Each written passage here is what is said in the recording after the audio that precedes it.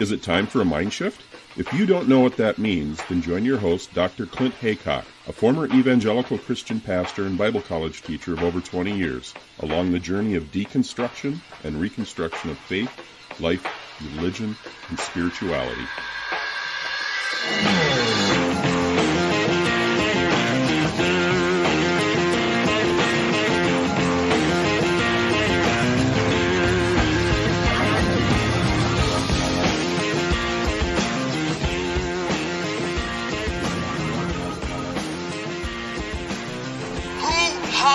Evidence.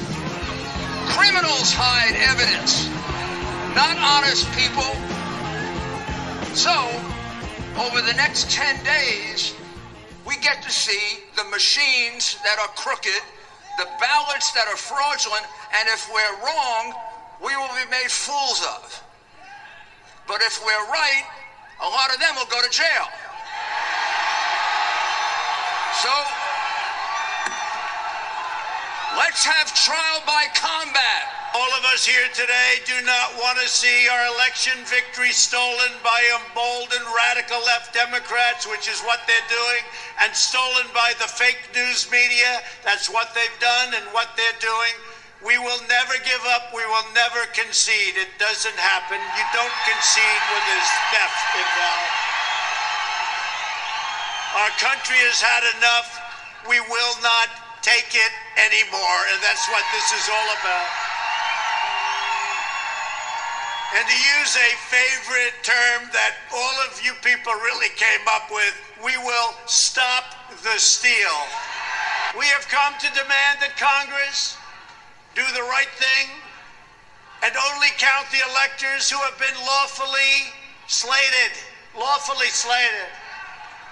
I know that everyone here will soon be marching over to the Capitol building to peacefully and patriotically make your voices heard. Today we will see whether Republicans stand strong for integrity of our elections, but whether or not they stand strong for our country.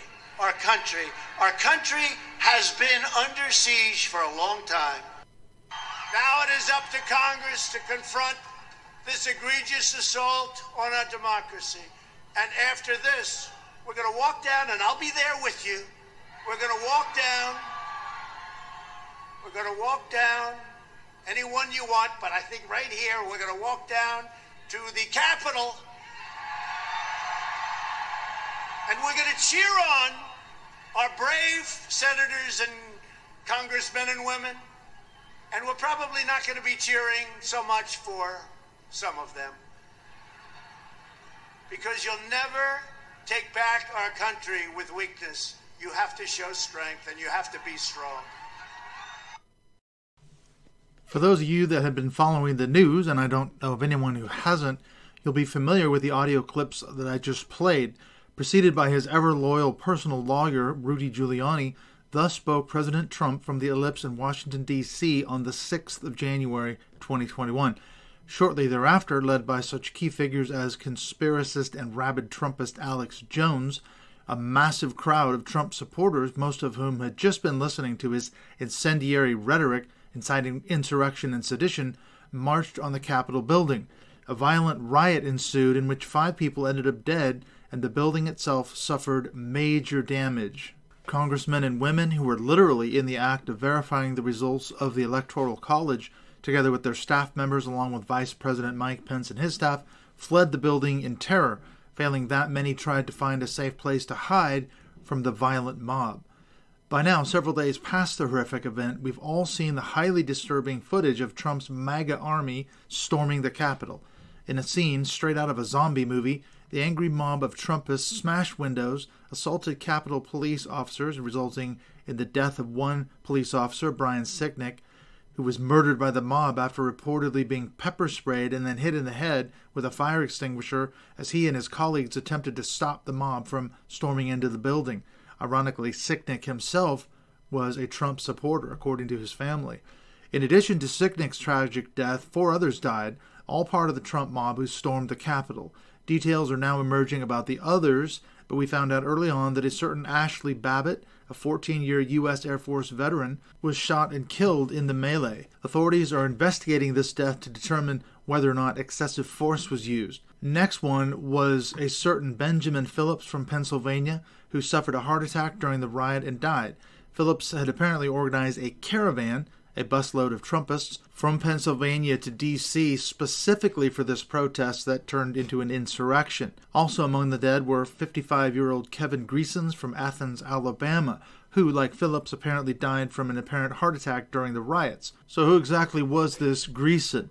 Well, according to Kenya Evelyn in an article in The Guardian, quote, Greason posted racist diatribes online and associated with the Proud Boys, a far-right group known for enacting political violence and racial terror. She goes on, despite the family's insistence that he was not there to participate in violence or rioting and did not condone such actions, Greason had posted to popular conservative social platforms calling for supporters to, in his words, load your guns and take to the streets in the weeks leading up to the events. Let's take this fucking country back, he posted to Parler. Like many of the white nationalists who participated, she says, Greason never specifies from whom the country is being taken, end quote. The fourth and final death from the Capitol riots was a certain Roseanne Boylan, 34, from Kennesaw, Georgia. She also died from medical emergencies during the riot. Those who witnessed it reported that she had been crushed by the mob as it surged forward and suffered life-ending injuries. A passionate Trump supporter, this was ironically the first such Trump-related event that she had ever attended. Sadly, for her family, it would be her last. According to that same Guardian article, her brother-in-law, Justin Cave, told a local station that, quote, tragically, she was there and it cost her life. I've never tried to be a political person, he said, but it's my own personal belief that the president's words incited a riot that killed 4 of his biggest fans last night, and I believe that we should invoke the 25th Amendment at this time, end quote. Obviously, if you're keeping up with the news at all, there have been numerous calls, mostly from the Democratic side of the political aisle, for Vice President Mike Pence to hold an emergency vote of Trump's cabinet and invoke the 25th Amendment, thus immediately removing Trump from power. Ironically, although Pence did stand up to Trump recently by refusing to be a party to his attempt to overturn their election results, Pence is apparently not interested in trying to go down that line.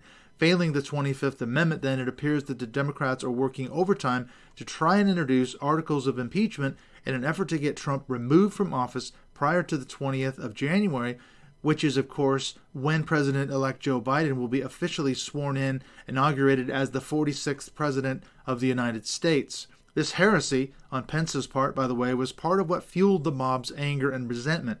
Now branding Pence a traitor, which is, again, I say highly ironic, given Pence's 4 years of unstinting loyalty and sycophancy to Trump, regardless of whatever he did or said, many within the mob were said to be looking for Pence in the Capitol building. There's a chilling picture, and I'm sure you've seen it, of a man dressed in full riot combat gear, clambering over the handrails inside the Capitol with a handful of zip ties. What were those for, other than to take hostages?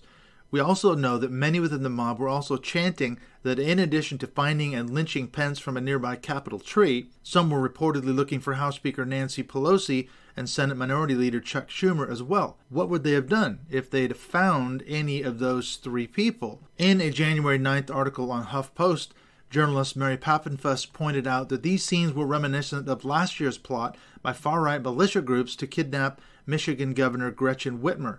In addition to the alleged kidnapping plot, there were also other explosive incendiary devices found nearby. She states in her article, quote, the Capitol was ransacked after supporters of President Donald Trump stormed the building, leaving 5 people dead, including a police officer. But even larger destruction may have been planned. An Alabama man was arrested after 11 Molotov cocktails were found in his truck, ready to go, investigators announced, and pipe bombs were discovered outside the headquarters of the Democratic National Committee and the Republican National Committee. And she concludes, discussions of future armed protests, including during Inauguration Day, are emerging online, end quote. But as I say, if you've been following the news at all, then most or all of this is by now common knowledge. What I want to focus on in this bonus episode are 2 aspects of the Capitol riots that, as far as I can tell, are not receiving a great deal of attention. First is an exploration of the power of conspiracy theories to attract followers, particularly Trumpists. What we've been seeing with increasing frequency during the Trump era is the rise of conspiratorial thinking.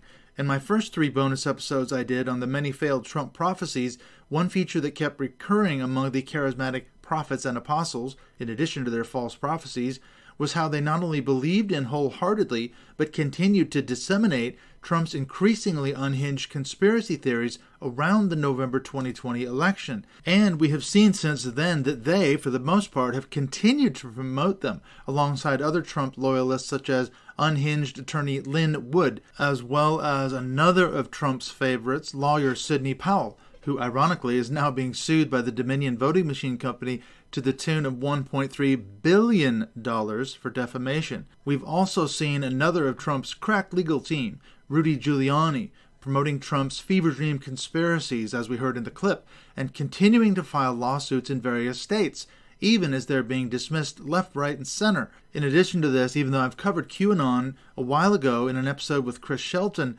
it's worth mentioning that a great deal of these conspiracy theories are part and parcel of the QAnon cult universe. Many of the rioters at the Capitol displayed Q flags or wore QAnon-branded clothing. In fact, there's one viral clip, you may have seen it, of a single African-American Capitol police officer retreating up the Capitol stairwells, aggressively being pursued and confronted by a man who, of course, had a large mob of people behind him, but this guy is wearing a Q hoodie. Also going viral are the many photos of a certain Jacob Anthony Chansley, who is better known as Jake Angeli, as he wandered the halls of the Capitol wearing Viking horns, red, white, and blue American flag face paint, and a giant bearskin headdress. Carrying a bullhorn and an American flag, Angeli, who is also referred to as the QAnon shaman, has apparently now been arrested for his role in the riots and is awaiting sentencing on charges of unlawful violent entry and disorderly conduct. What we also discussed in that episode with Chris Shelton about QAnon is that this QAnon conspiracy theory that's spreading like wildfire among American evangelicals. This brings up the second point that I'd like to cover in this episode, the extent to which Christian nationalism played a significant role in both the earlier protests as well as the Capitol riots themselves. On prominent display were a great many flags and banners with such statements as Jesus 2020 or Jesus Saves. A large wooden cross was installed across from the Capitol building, and even Jake Angeli, the QAnon shaman, was photographed at one point holding a sign that said, "Hold the line, patriots, God wins." And what did the other side of Angeli's sign say? Q sent me. But there's more. According to Kimberly Wilson in a Religion Unplugged article dated the 6th of January, more specifically, Christian iconography was on full display. She notes that the following were also seen during the Capitol riots. Quote, "The Christian flag, an ecumenical white flag with a blue field and red Latin cross, was carried by one rioter onto the floor of the House of Representatives, even as guns were drawn to keep them out.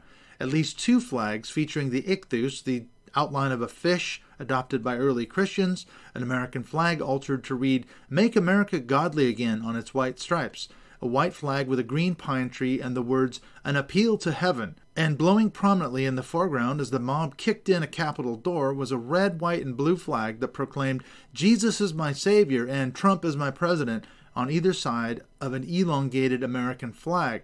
And she concludes, in addition to these flags, there was at least also one yellow banner reading "Jesus Saves" seen on the Capitol steps, and multiple articles of clothing touting Christianity, including a Jesus baseball cap and a jacket with sleeves printed with the words "Cry to God," end quote. Beyond these obvious displays of Christian nationalism, many observers of the mob also noted that at many points prior to the entry of the Capitol building itself, a great many groups, including some of the Proud Boys, stopped and took time to pray for God's guidance, invoking a nationalistic prayer as they sought to turn America back to God somehow by their actions. Although there's more that we could talk about, what's important to point out is the clear and obvious connection between the rioters and Christian nationalism, the myth that America was founded expressly to be a Christian nation by the Founding Fathers.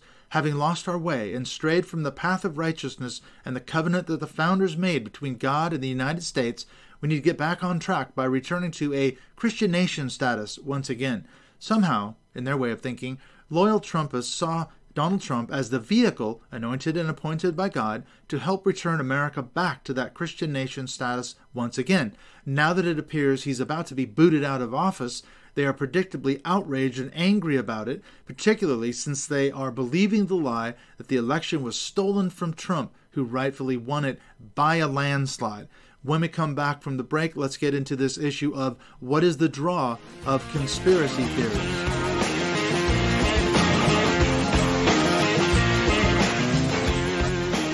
All right, before we get back into this episode, I just wanted to take a few minutes and say a huge thank you to the number of people who have decided to support Mindshift Podcast on Patreon. I've got a long list here, so let's get through this. Thank you to Dr. Terry Daniel and Emily Dene. Thank you also to Damaris and Wanda Hedrick, as well as to Bev Opolka, Martin Rossiter, Emily Kiang, and Jeffrey Little. So thank you to all those people who decided in January 2021 to support Mindshift Podcast.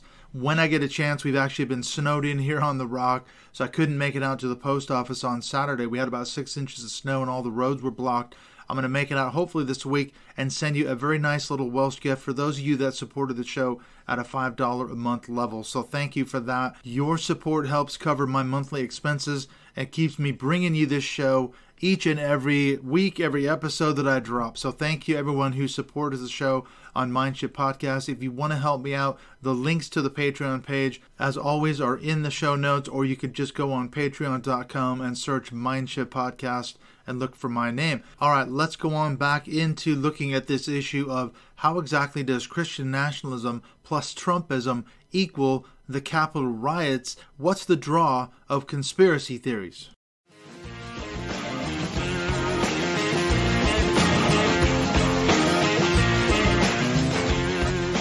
Generally speaking, what exactly is the draw of conspiracy theories? According to a helpful article on the EU website, which is ironic given the number of Christian conspiracy theories about the European Union being somehow part of the revived Roman Empire of biblical prophecies, the article points out that there are a number of drivers that dictate why people are attracted to conspiracy theories in the first place. As we pointed out in the episode on the cult of QAnon with Chris Shelton, one of the main factors this last year contributing to the spread of conspiracy theories has been the COVID-19 global pandemic, the notion of a plandemic or scamdemic, in which a shadowy global cabal somehow engineered both the manufacture and release of the virus for some nefarious ends, such as, for example, ruining the world's economy to hurt Donald Trump, or the aim of implanting a microchip in vaccines to track people. Guys like Bill Gates are behind this. This has literally exploded online since the initial lockdowns last March of 2020. But what exactly is a conspiracy theory? According to the article, a conspiracy theory involves, quote, the belief that certain events or situations are secretly manipulated behind the scenes by powerful forces with negative intent, end quote. Although conspiratorial thinking has been around for literally centuries, for example, blaming and then brutally persecuting Jews in medieval Europe for the spread of the plague, there are at least 6 factors that virtually all conspiracy theories have in common.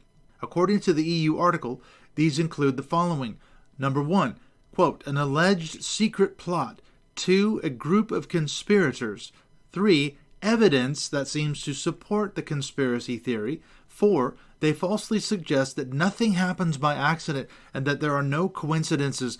Nothing is as it appears and everything is connected. Number 5, they divide the world into good or bad. And finally, number 6, they scapegoat people and groups, end quote. But why do conspiracy theories flourish? According to that EU article, conspiracy theories, quote, often appear as a logical explanation of events or situations which are difficult to understand and bring a false sense of control and agency. This need for clarity is heightened in times of uncertainty like the COVID-19 pandemic, end quote. Often starting as a mere suspicion, conspiracy theories are given life when people start to wonder who exactly is benefiting from a certain situation or development.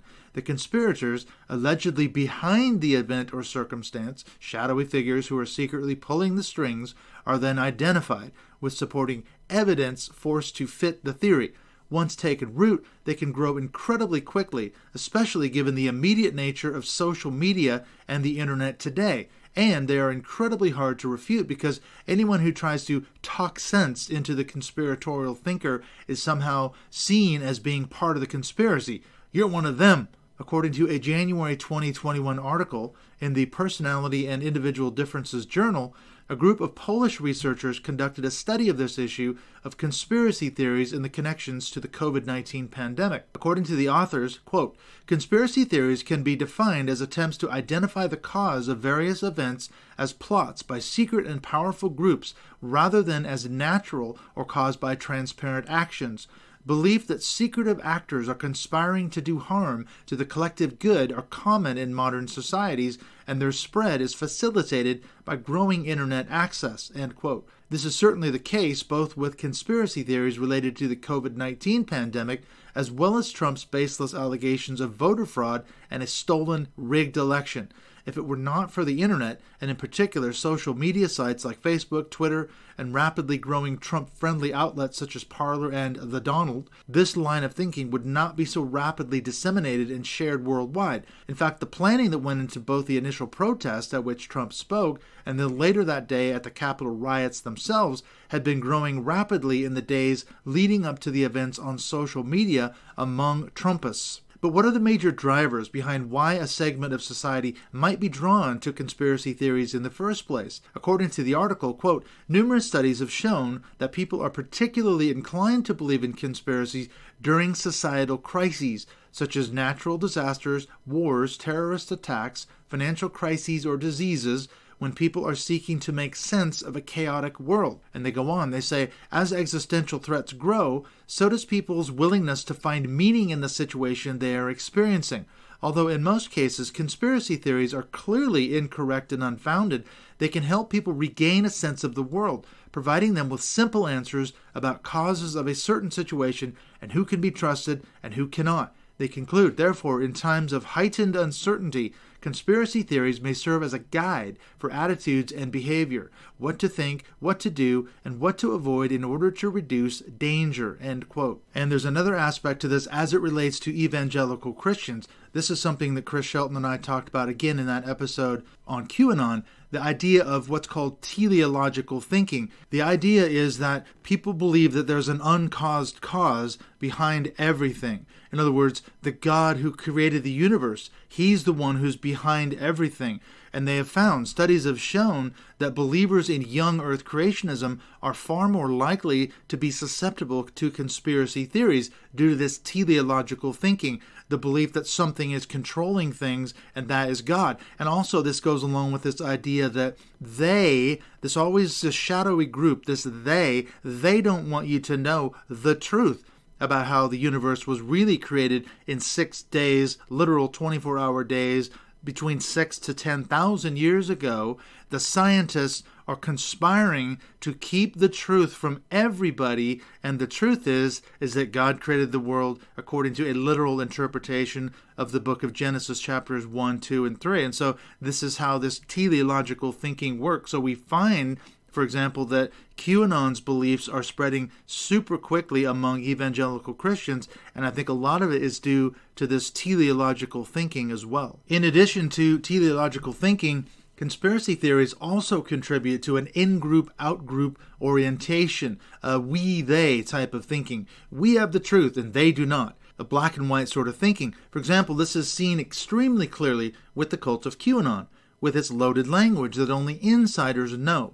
We see slogans worn on t-shirts or displayed on signs such as WWG1WGA, which means where we go one, we go all. We see slogans like The Storm and The Great Awakening, or we hear knowledgeable references to the deep state, Q drops or Q breadcrumbs. What's that all about? In addition to this, adherents of the QAnon cult can simply assert proudly that we are Q, or that Q sent me, and other followers know exactly what that means, whereas outsiders may be puzzled by these pronouncements.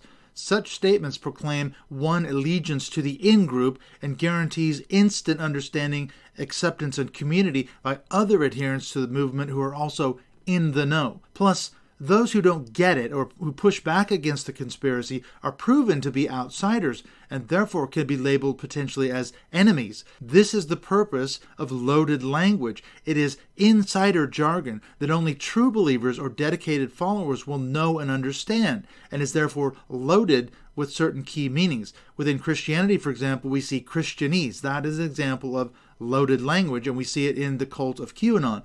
Well, how does all this relate to what we saw in the recent Capitol riots and the ensuing violence and death that occurred?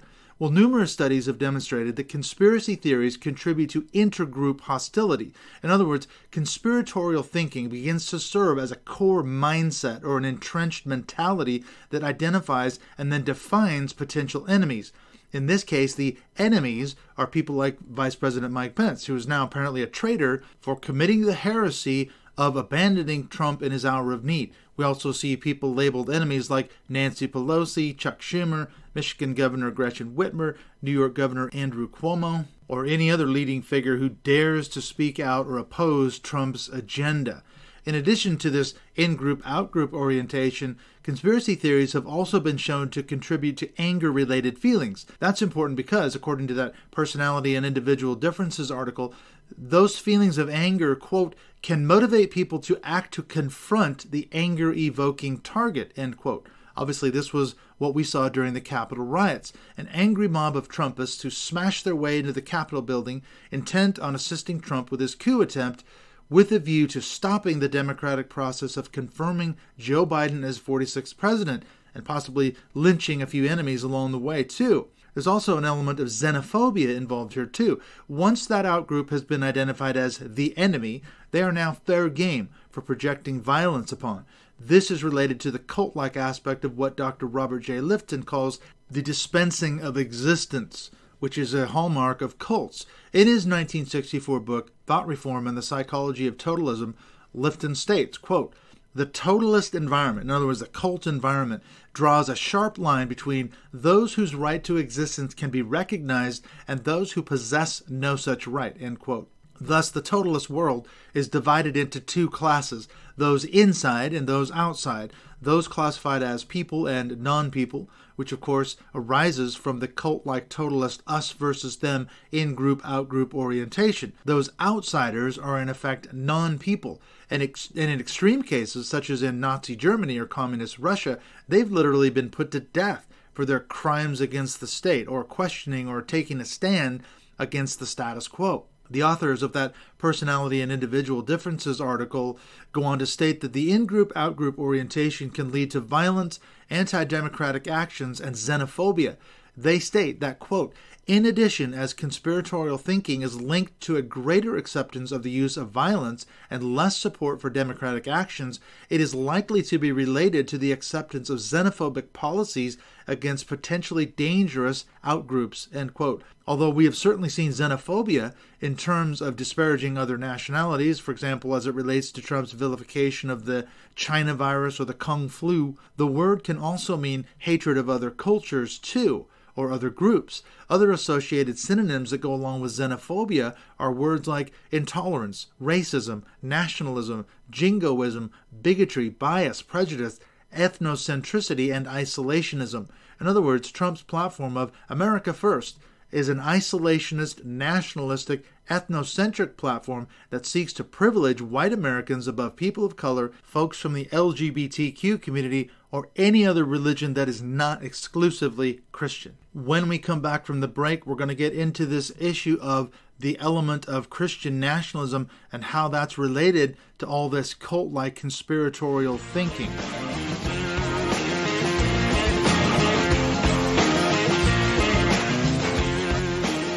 Let's just take a minute here and talk about what's coming up here on Mindshift Podcast, what's in the pipeline. Well, the next episode that's going to drop is going to be a discussion with Paul James Caden of the Mind's Eye Podcast. I was just on his show recently, followed by an episode with Janine Puckett. We're going to talk about her amazing story coming out of really a charismatic, prophetic sort of background. It has a lot of resonance with the stuff I've been talking about. That's an unbelievable story. So we've got those episodes lined up. I've also got a bunch of people that are queued up this week and next week to interview. I'm going to be talking with Peter Montgomery on Tuesday. That's going to go straight to YouTube. We're going to be doing this, trying to do this once a month anyway, talking about movements within the Christian right. And a lot of the stuff that we're going to be talking about is related to the Jericho March, some of the things I'm just covering in this episode. But I want to hear what Peter has to say about this, looking at developments on the Christian right. I've also been talking to Catherine Stewart as well. We're going to be doing an episode coming up as part of my series on profiles of the Christian right. So we've been in talks about what we want to cover on that. I've also talked to Mark Potok. That episode's going to be coming out as well on Doug Wilson. That's really the first episode that we're going to be doing here on this issue of profiling the Christian right. And I've got some other people in the pipeline. I've also been talking to Dr. Yanya Lalich, who was on the show a couple years ago. We talked about cult psychology. She's an absolute fascinating person to talk to. She's a sociologist, and I hope to talk to her about a lot of the stuff that's been going down with the NXIVM cult, as well as this issue of what I've been researching, the topic of religion and mental health. So some absolutely fantastic stuff. I'm also going to be talking to Josiah and Ann Jiska Meyer. They do a podcast called the Seeking Health Podcast. I was just on it a few weeks ago, so I'm going to turn around and do a favor for them as well and have them on my show. So that's going to be coming up. So I've got some absolutely fantastic interviews lined up this week. I'm also going to be talking to Mark Potok again, and I think that will go straight onto YouTube as well. So really cool stuff coming down the pipeline. Also, one last thing before we get back into this episode, there's some really amazing Mindshift Podcast Zoom calls, the group calls that we do every month. This is part of our closed Mindshift Podcast Facebook group for Patreon supporters of the show. We've got Jared Yates Sexton of the Muckrake Podcast coming in on the 16th of January, followed by later on in the month, we're going to be talking to Rebecca Drumsta, who was just on the show a few weeks back.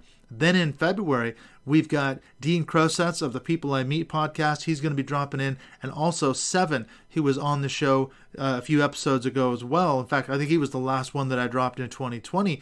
So Seven's going to come back. We're going to talk to him. So we've got actually 2 Zoom calls in January, 2 coming up in February. I just want to keep having more Zoom calls. I want to have more people on. I don't want to schedule it out too far. So some fantastic stuff coming down the line. I'm really excited. All right, let's get back into this episode. Let's finish it up looking at this issue of Christian nationalism and how that played a part in the Capitol riots.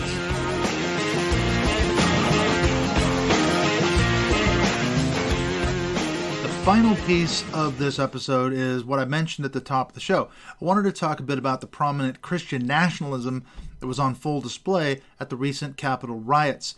According to Molly Olmstead in a January 7th article on the Slate website, she says, quote, "In the crowd of insurrectionists who seized the U.S. Capitol on Wednesday, Christian imagery was rife. Alongside Confederate flags and white supremacist symbols, protesters shouldered crosses, waved Jesus Saves signs, and hung oversized Jesus 2020 banners. One rioter who made it inside the building carried a Christian flag. Outside on the National Mall, people chanted, 'Christ is King.' And as the reporter Jack Jenkins noted, some of the crowd referred to the neo-fascist Proud Boys as God's warriors." She goes on to say, "There was no denying the religious right's role in Wednesday's events. In the aftermath, many evangelical leaders condemned the violence, rarely to a warm reception. Prominent Donald Trump supporters who offered stronger denunciations of the events were met with accusations of too little, too late from liberals and charges of abandoning their president and their principles from conservatives. And not all leaders took that tack. A smaller number of religious leaders grasped for conspiracy theories," end quote. What conspiracy theories?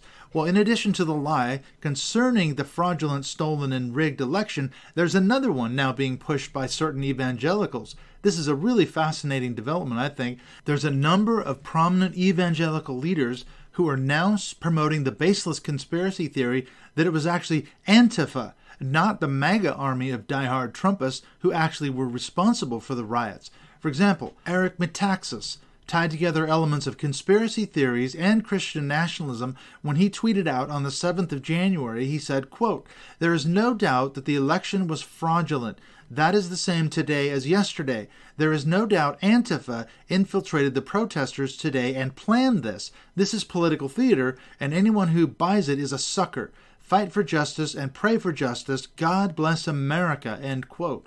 But it wasn't just Metaxas that was the only voice pushing this new baseless conspiracy theory about Antifa being responsible for the violence. Olmstead goes on to report that, quote, "He," that is Metaxas, "was not alone among evangelical public figures. the televangelist Mark Burns called the assertion that Trump supporters were responsible a lie from the gates of hell. And she goes on, and while the evangelist Franklin Graham warned that our country is in trouble and called for Christians to pray for Joe Biden and Kamala Harris, he also speculated that the people who broke the windows were most likely Antifa.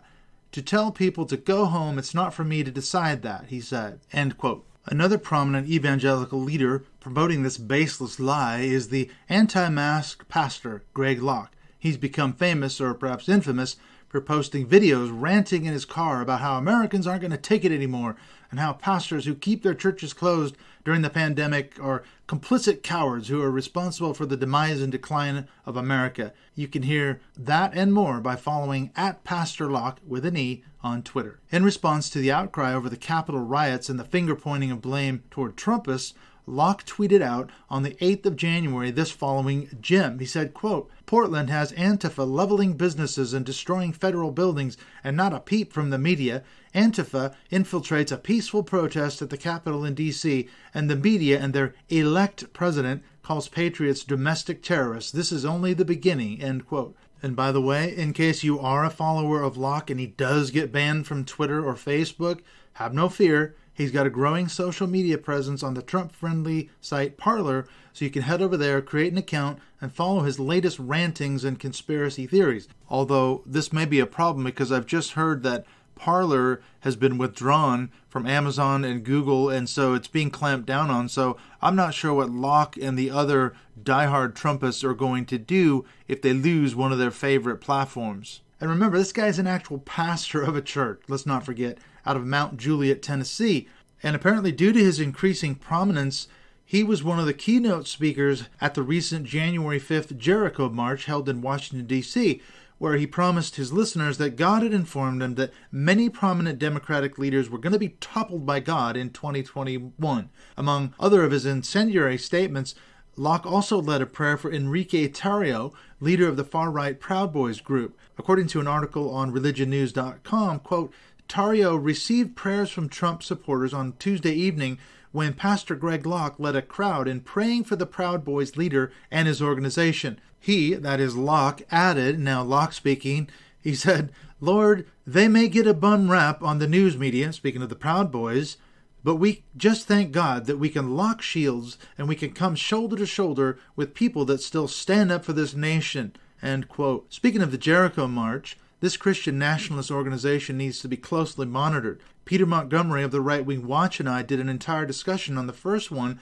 that was held on December 12th in D.C., and you can watch that chat on the Mindshift YouTube channel. But there was another one held on the 5th of January. By promoting Trump's baseless conspiracy theories about election fraud and tying God into it all, they helped to give the rioters who stormed the Capitol a righteous fury that they were not only on the side of right, God was on their side too, or maybe they're on God's side? I don't know. Let's take a closer look at the leaders of this organization, the Jericho March. They may not be very well known now, but they are quickly gaining in prominence among evangelicals, Catholics, and right-wing figures like the Proud Boys and the Oath Keepers and Alex Jones.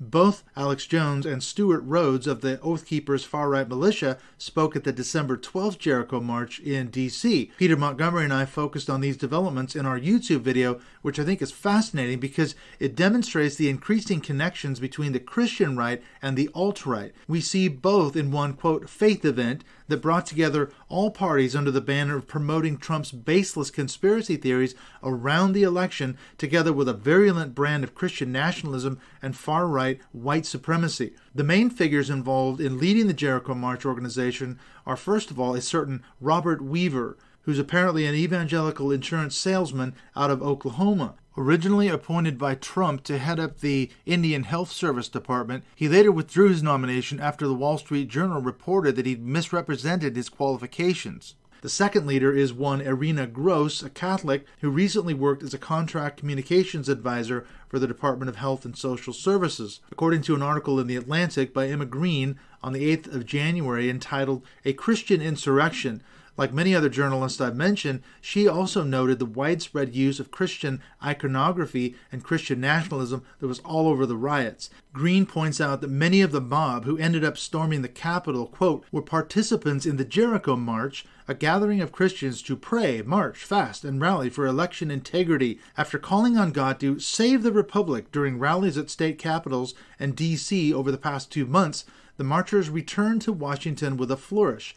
On the National Mall, one man waved the flag of Israel above a sign begging passersby to say yes to Jesus. Shout if you love Jesus, someone yelled and the crowd cheered. Shout if you love Trump. The crowd cheered louder.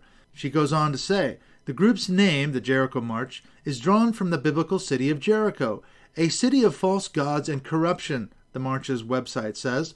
Just as God instructed Joshua to march around Jericho 7 times with priests blowing trumpets, or shofar, Christians gathered in D.C., blowing shofars, the ram's horn typically used in Jewish worship to banish the darkness of election fraud and ensure that the walls of corruption crumble, end quote. What we're seeing here, in effect, is a conflation of Trumpism and Christian nationalism on a scale perhaps never before seen. Certainly this was the case with the Capitol riots, where for the first time a mob of rabid Trumpists crossed the line and descended into full-blown rioting, destruction of federal property, murder, insurrection, and a coup attempt. They've been on the fringes of it for months now, clashing with Antifa and Black Lives Matter protesters in various cities nationwide. People on both sides have indeed died, but what we're seeing now is a dangerous new development, sedition. Now, I don't want to get too far off into the weeds here, but there's another element that definitely needs to be mentioned here. In addition to the Christian nationalist piece, one other item is worth talking about, the aspect of dominion theology. I've talked about this a lot last year with various experts on the subject, such as Dr. Andre Gagne, Julie Ingersoll, and Michael McVicker, just to name a few. You can go back through the archives of my older episodes on topics like Christian Reconstructionism and dominion theology, either on my website, mindshiftpodcast.co.uk. You can access the Mindshift podcast on the Podbean app, or just look up the playlist I've created on my YouTube channel. As I said, I don't want to get too much into this because I've already covered this in a lot of other episodes, but basically dominion theology is the teaching that Christians have been mandated by God to take dominion over the earth. For this teaching, they take their cue from the Old Testament book of Genesis, chapter 1, verses 26 through 28. In that text, which is of course the story of how God created the heavens and the earth, according to the biblical record anyway, after creating humanity, God speaks to Adam and Eve in the Garden of Eden. As part of their duties to oversee this brand new creation, among other things, God tells them to take dominion over the earth, which most dominion theologians take to mean political dominion. That's how they interpret it. In other words, the dominion mandate is all about establishing a theocracy in which Christians are running the show, making and enforcing the laws of the land. And that is the theocracy, the vision that many of them have. Now, as I said, I won't get into too much detail here, but I'll just say that this teaching has been a major driving force behind the Christian right's involvement in politics for decades now. It's also closely tied to the beliefs in the myth of Christian nationalism that I've been talking about, since the belief that America has a special covenant relationship with God is one of the major drivers behind why a great number of American evangelicals supported Donald Trump, and they also think it's their mission to take over the world. As I mentioned earlier, a huge number of evangelicals viewed Trump as the specially designated vehicle, anointed and appointed by God, and confirmed through multiple prophecies. Now, if you really want to go find out more on this, go watch the 2018 movie, The Trump Prophecy. Jerry Falwell Jr.'s Liberty University helped to produce the film, which purports to tell the story of a certain Mark Taylor, a retired Orlando firefighter, with PTSD, who allegedly had a prophetic dream way back in 2011, several years, of course, before the 2016 election. In this dream, God apparently told Taylor that Trump would be president one day. So this is the kind of stuff that's been circulating around for years now in the charismatic and prophetic wing of evangelicalism. According to this view, Trump was going to be the specially ordained vehicle through which God was going to help them take dominion. Evangelical leaders like Lance Wallnau, for example, have long compared Trump to biblical figures like the Persian king Cyrus, who, although he was a sinful non-believer, God still worked mightily through him to help the Jews miraculously return from exile and get back to the promised land of Israel. This kind of thinking, backed up by numerous biblical examples of flawed characters being used for God's purposes, also helps to explain why they could so easily overlook Trump's hugely glaring character flaws, lies, widespread corruption, and more. God truly does work in mysterious ways, apparently. It also helps explain why they're so incredibly angry that the election was apparently stolen by the Democrats. According to Trump's spiritual advisor Paula White and others, the Dems were apparently working in league with demonic forces to overthrow the plans and purposes of God to give Trump another 4 years as president. Now, I've talked a lot about this in more detail in my first 3 bonus episodes on the subject of the failed Trump prophecies and how conspiracy theories, charismatic prophecies, dominion theology, and spiritual warfare somehow all tie into the dominionist and Christian nationalist pieces of the puzzle. If you want more information on that, as I say, go to my YouTube channel where I've created a playlist just for those episodes so you can easily locate them. But returning to the subject of the Capitol riots themselves, another reporter for The Atlantic, Jeffrey Goldberg, was in D.C. on the 6th of January and attempted to interview Trumpists who were part of the mob heading toward the Capitol. In describing what he saw, note the chilling description of the conflation between Trumpism, conspiracy theories, and Christian nationalism. Goldberg worried initially that the event might be a super-spreader COVID event due to the fact that almost none of the participants wore masks. Goldberg describes the scene in detail, saying, quote, "We will find out shortly if today's insurrection was also a super-spreader event. What I do know, after spending hours sponging up Trumpist paranoia, conspiracism, and cultishness, is that this gathering was not merely an attempted coup, but also a mass delusion event, not something that can be explained adequately through the prism of politics. Its chaos was rooted in psychological and theological phenomena intensified by eschatological anxiety." One man I interviewed this morning, a resident of Texas who said his name was Don Johnson, I did not trust this to be his name, told me that the country was coming apart and that this dissolution presaged the end times. "It's all in the Bible," he said. "Everything is predicted. Donald Trump is in the Bible. Get yourself ready." And he concludes, "The conflation of Trump and Jesus was a common theme at the rally. 'Give it up if you believe in Jesus,' a man yelled near me. People cheered. 'Give it up if you believe in Donald Trump.' Louder cheers." End quote. But even though a few prominent evangelicals, like Pastor Rick Warren of Saddleback Church, condemned the violence, a great many have said, as we pointed out, it's too little, too late, given the widespread evangelical support for Trump over the last 4 years.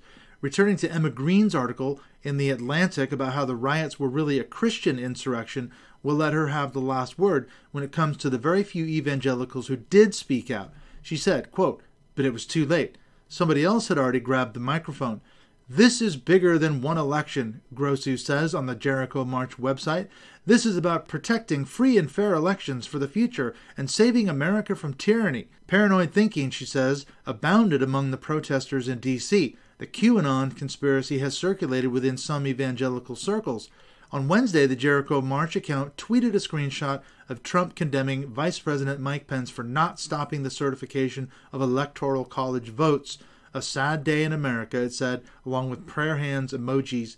She concludes by saying, "The march organizers were not mourning the attack on the Capitol. They were mourning the vice president's refusal to help the president overturn the election." End quote. All right, we're going to leave it there for now. There's a lot more that could be said. In fact, as I said before, this is something that Peter Montgomery and I are going to be talking about this week in our chat. We're going to be covering the Jericho March as well as some of the other developments on the Christian right. So if you haven't already, please subscribe to my YouTube channel, and that way you will not miss any new content that's coming out. Thanks for joining me on this episode, this bonus episode, I should say, looking at how Trumpism plus Christian nationalism equals the Capitol riots. I will see you for the next episode with Paul James Caden of the Mind's Eye podcast, which is coming out this week. Thanks for joining me. I am your host, Dr. Clint Haycock. You can find me on Twitter at Mindshift2018. You can also look up the Mindshift Podcast Facebook page and get a hold of me there. So lots of ways to find me on social media as well. Thank you for listening in. Take care and stay safe.